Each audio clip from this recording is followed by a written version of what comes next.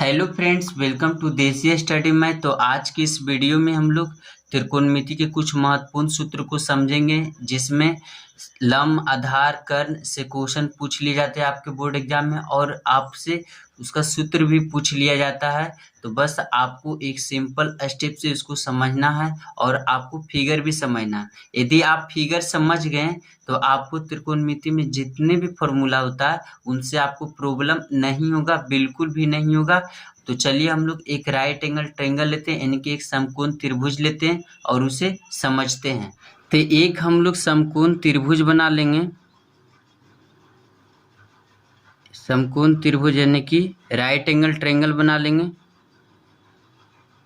तो ये देखिए राइट एंगल ट्रायंगल बन गया। अब इसका हम कुछ नाम दे देते हैं, ए बी सी। तो देखिए इसको हमने ए बी सी इसका नाम दे दिया, ठीक है। तो अब देखिए इसमें जो समकोण त्रिभुज में होता है, यहाँ पे 90 डिग्री का कोण होता है। तो आपको ध्यान रखना है कि समकोण त्रिभुज में 90 डिग्री का कोण बनता है, और 90 डिग्री के सामने वाली भुजा, 90 डिग्री कोण जो यहाँ पे बन रहा है, इसके सामने वाली भुजा हमेशा कर्ण होता है, हमेशा कर्ण होता है। इसको हम लोग एच से सूचित करते हैं, इंग्लिश में इसको हम लोग हाइपोटेनस कहते हैं। ये हमेशा 90 डिग्री के सामने वाली भुजा कर्ण हमेशा फिक्स होता है, ये हमेशा क्या होता है, फिक्स होता है, यहाँ से चेंज नहीं होता।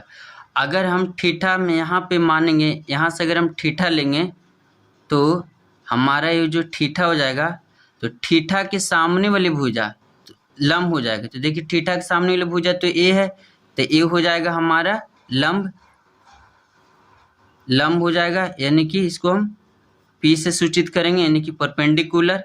और जो बच गया इसको हम आधार कहेंगे, ये हो जाएगा हमारा आधार, इसको हम लोग बी से सूचित करेंगे, बेस, ठीक है।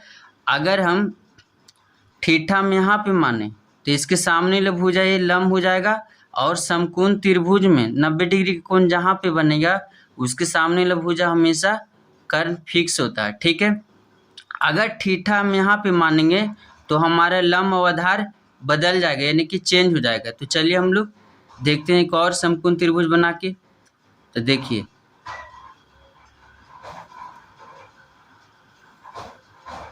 तो ये देखिए हमने दूसरा समकोण त्रिभुज बना लिया, इसका भी हम लोग कुछ नाम देते हैं, पी क्यू आर, ठीक है।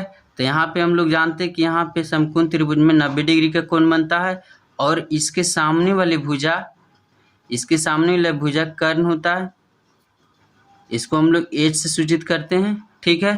तो देखिए अगर हम थीटा में यहाँ पे माने थे तो इसके सामने वाला भुजा देखिए क्या हो गया, लंब हो गया। तो अगर हम थीटा यहाँ पे मानेंगे तो इसके सामने वाला भुजा ये लंब हो जाएगा। तो चलिए इसको हम लोग थीटा यहाँ पे मान लेते हैं। तो देखिए इस कोण को अगर थीटा माने तो इसके सामने वाला भुजा ये है, तो ये हो जाएगा हमारा लंब, ठीक है। तो लंब यानी कि इसको हम पी से परपेंडिकुलर से सूचित करते हैं, ठीक है। अब बाकी जो बचा ये हो जाएगा हमारा आधार, आधार यानी कि बेस। तो आई होप कि आपको दोनों फिगर आपको बहुत अच्छे से समझ में आया होगा। यदि देखिए थीटा अगर यहाँ पे है तो इसके सामने वाली भुजा ये लंब होगा, अगर थीटा यहाँ पे है तो इसके सामने वाली भुजा यहाँ पे लंब होगा, ठीक है। तो आपको ये दोनों फिगर बहुत अच्छे से समझ में आ गया होगा। तो चलिए हम लोग जानते हैं कि साइन बराबर क्या होता है लंब आधार कर्ण में। तो चलिए हम लोग जानते हैं। तो देखिए साइन बराबर होता है लंब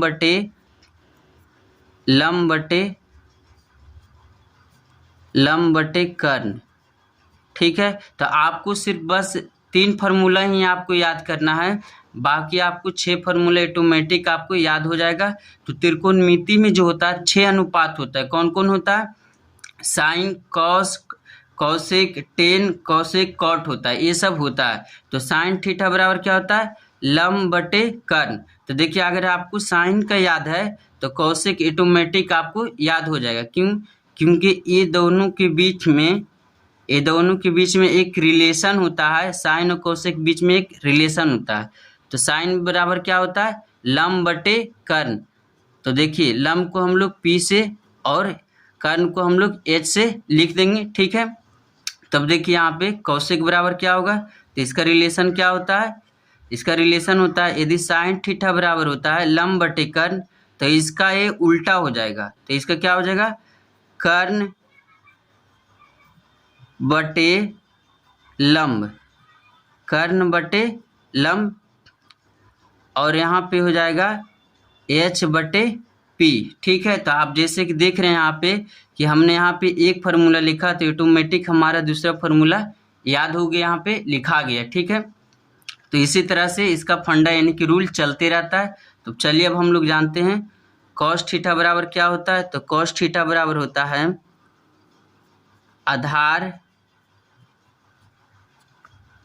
आधार बटे कर्ण, आधार बटे कर्ण। तो आधार को हम लोग b से और इसको हम h से लिख सकते हैं। ठीक है, यदि देखिए आपको यदि कॉस याद है तो सेक ऑटोमेटिक याद हो जाएगा, अगर सेक याद है तो कॉसेक ऑटोमेटिक आपको याद हो जाएगा। तो देखिए क्योंकि कॉस का उल्टा होता है सेक और सेक का उल्टा होता है कॉसेक, तो देखिए सेक बराबर क्या होगा, सेक थीटा बराबर क्या होगा, तो कर्ण बटे आधार, कर्ण बटे आधार, तो ये हो जाएगा हमारा h बटा b। ठीक है, h बटा b। तो देखिए a इसका उल्टा हो गया, a इसका उल्टा हो जाएगा। ठीक है, तो चलिए हम लोग अब दो फार्मूला और है लास्ट में tan और cot, उसको भी जान लेते हैं। तो tan थीटा बराबर होता है लंब बटे आधार, लंब बटे आधार। तो लंब होता है P और आधार होता है B। ठीक है, तो यदि आपको tan याद है तो आपको cot याद हो जाएगा क्योंकि A इसका उल्टा होता है। तो देखिए cot बराबर क्या होगा,